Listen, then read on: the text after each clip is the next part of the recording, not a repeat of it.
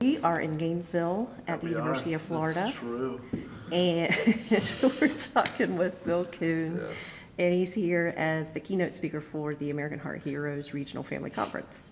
So we just wanted to talk to him about his key messages today and tell us a little bit about his book. All right, so what should I start with here? The book.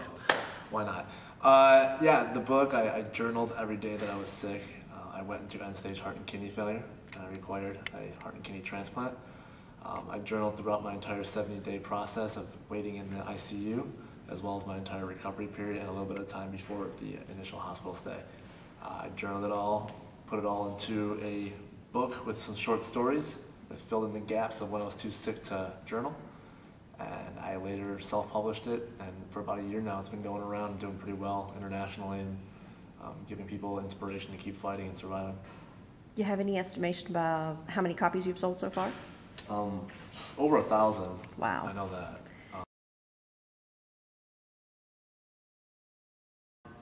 Yeah, as far as that goes, someone just waiting in the hospital, it depends on the situation, obviously. I mean, every case is different. But nonetheless, I would tell them what I tell all the readers at the beginning of my book, and it's that you need to make goals for yourself. You need to set short-term goals as well as long-term goals. And those short-term goals can be within the next 3 months, long-term goals can be the next 4 years of your life if you want. But nonetheless, have something to strive for to get you through the slumps and the dark times that are inevitably going to ensue while being in the hospital and being critically ill. Yeah, so then you just think about that and it'll pull you out of them, truthfully.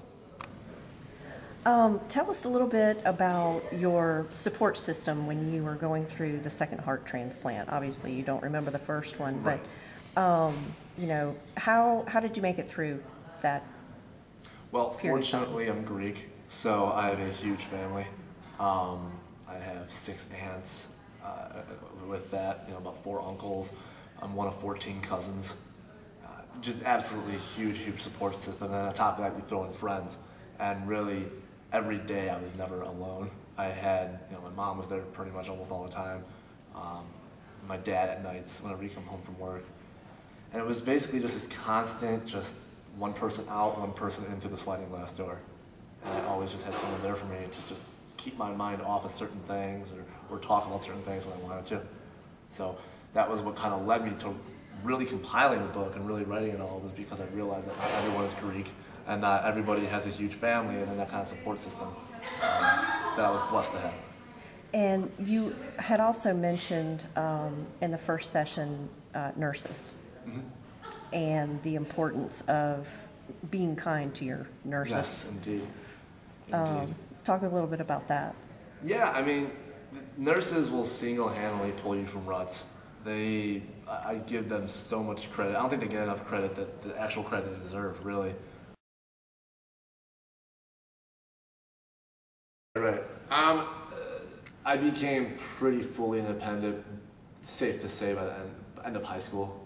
Would be when I became fully independent with taking my own medications, or at least having that leniency where my parents kind of go with it, and they didn't hound me as much.